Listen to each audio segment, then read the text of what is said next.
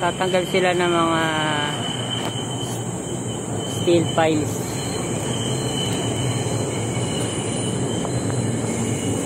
May mga kailangan pa tanggalin mga piles. Hindi na ganun ka-itim yung tubig.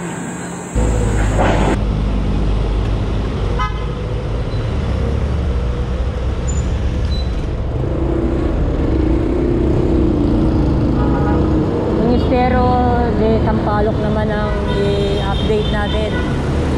Ayan. Hindi na natin napupuntahan yun. Lacson Avenue na to, intersection Jose Laurel Street. Ayan, tingnan natin. Barangay 420. Ayan.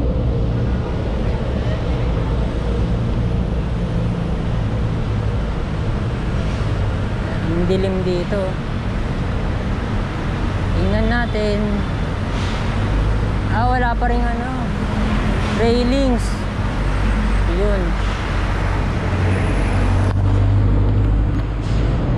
Conveyor, booster pump.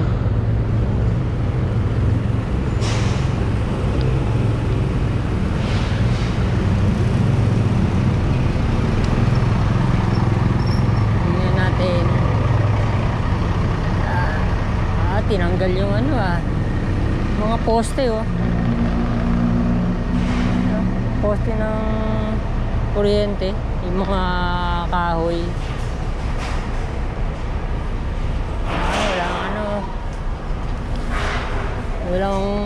Walang follow up.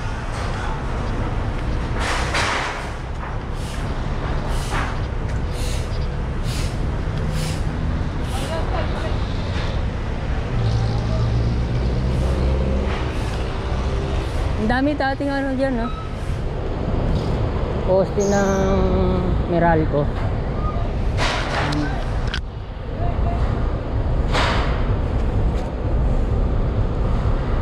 Tingnan lang natin kung merong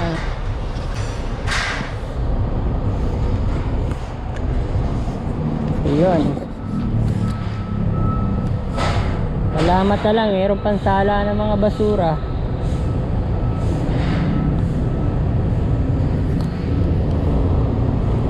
Lumusot siya ng ng Legarda Street. Puntahan pa natin nandun.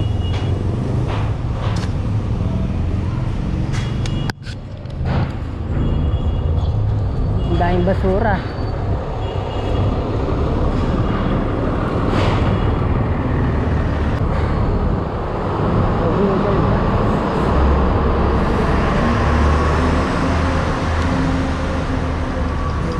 Tinatanggal na yung mga tawad ng kuryente, yung mga hindi na nagagamit siguro itong mga to. Yan. Daming tinatanggal ng mga electric o telecom na mga wires.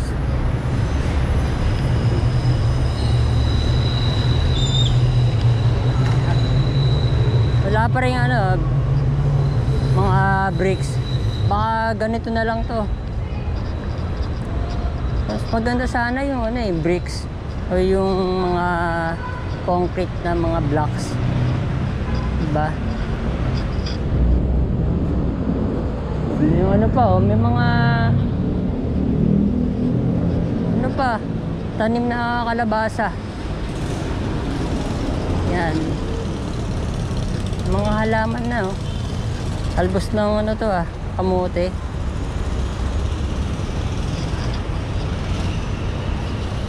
Yan. Teka, tingnan muna natin to.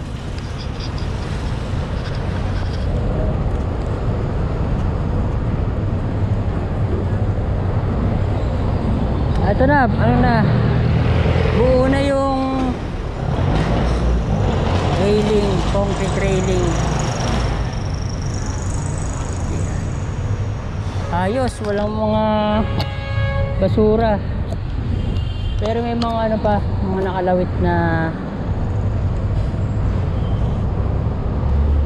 mga wire, electric wires o ano, telco.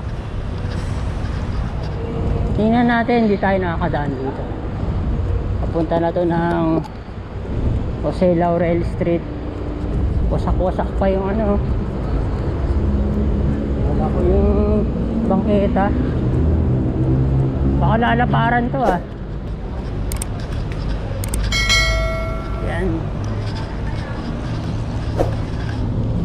Hindi po nakakita to nung ano pa eh, marami pang mga nakatira.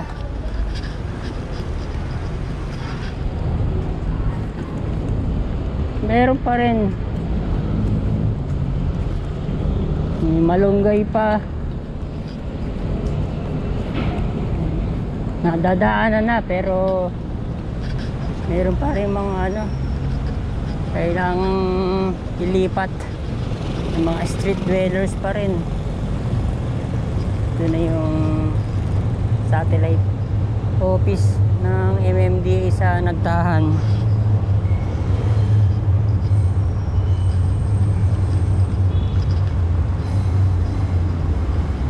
Yan,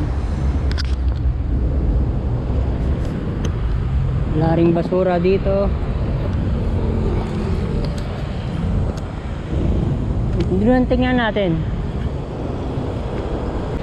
magkabila na yung daan ngayon. Dito meron din, may basketball court pa. Tara, tawid tayo.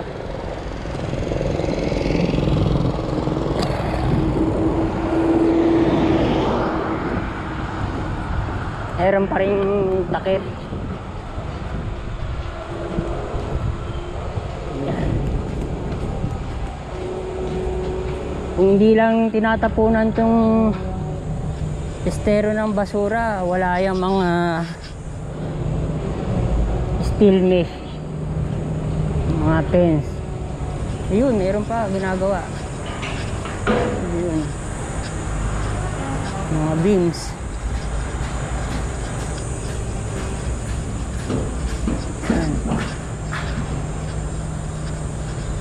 Meron pa rin gumagawa mga kabayan.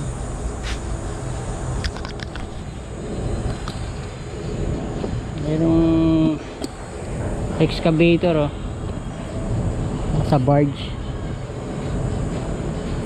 Ayun, tatanggal sila ng mga steel piles.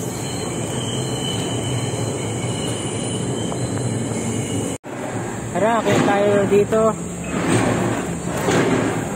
May ginagawa pa. Ayun.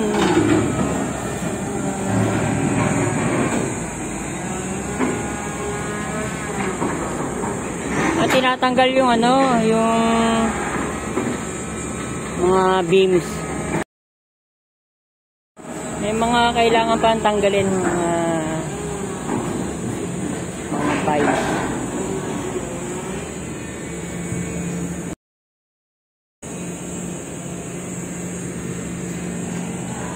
Hindi na ganun ka-itim yung tubig. Tinatanggal mga kabayan yung steel piles o beams. Tara, tingnan natin.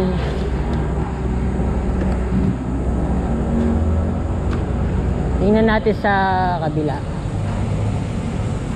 Mas maganda pag ano, walang mga steel fence, mga steel mesh, diba?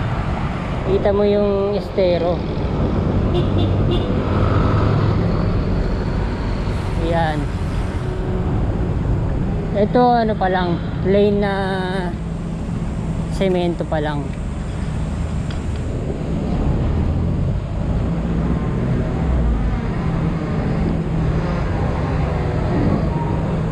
Tingnan natin. Yung mga aso eh. Ayan. Meron pang papunta doon pero hindi pa pwedeng daanan.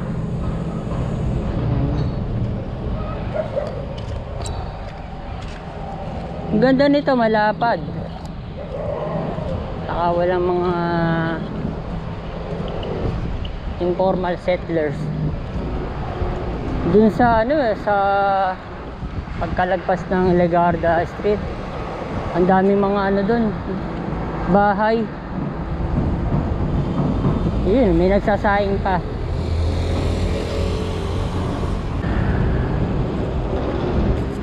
Yan ang Nagtahan Interchange. At ito ang Jose Laurel Street. Balik tayo doon sa Legarda Street papuntang Lacson Avenue. Ito yung basketball court. Yan, full court, basketball court.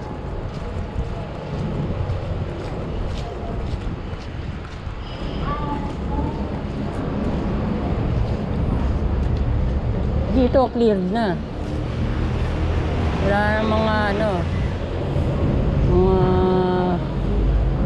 bahay.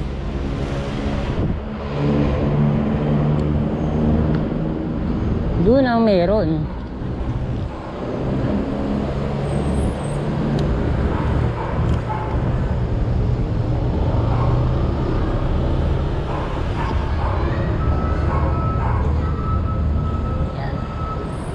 Tayo lulusot sa Lacson Avenue.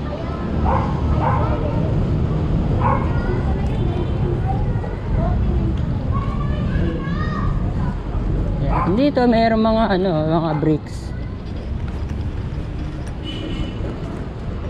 Yan.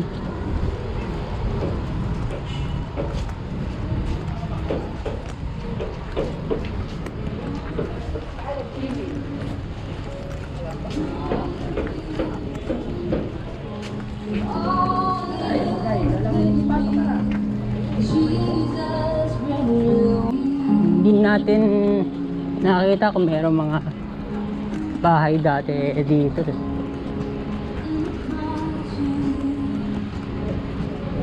Doon meron. Hindi pa madaanan doon sa kabila.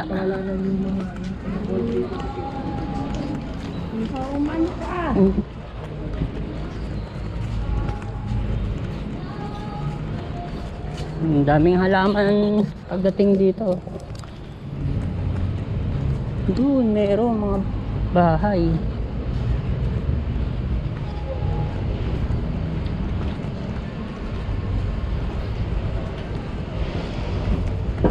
Diba? Nakapag-shortcut ako.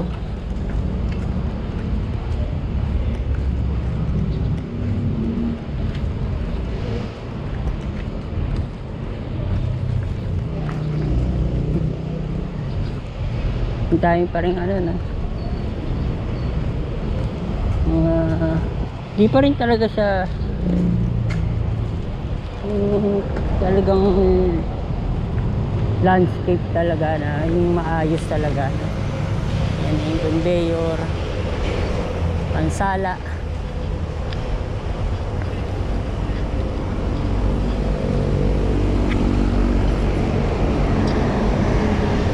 Ano pa rin, oh, dalawa pa rin mga kabayan. Di pa rin na ilalagay yung isa.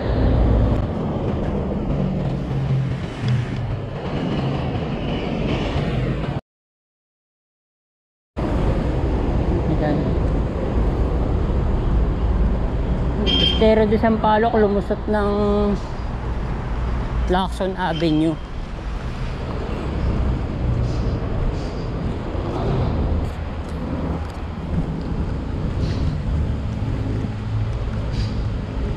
Ayun, meron mga ano, meron pa mga bahay doon.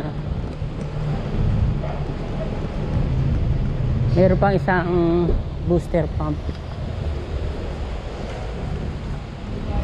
Magkabila yung ano, booster pump. Yan. Hanggang dito lang, ano na. Tandaan niya, biyaya ka niya gabi. Oh, wala nang daan. Balik. Baka re-relocate pa rin. Meron pa rin eh. Pupunta tayo sa kabila.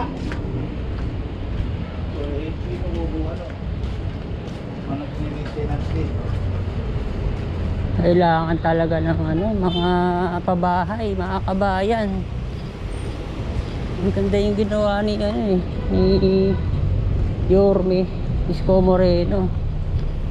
Kulang na kulang talaga sa pabahay. Ayan. Saka mabilis masyado dumami yung mga tao. Yun talaga eh.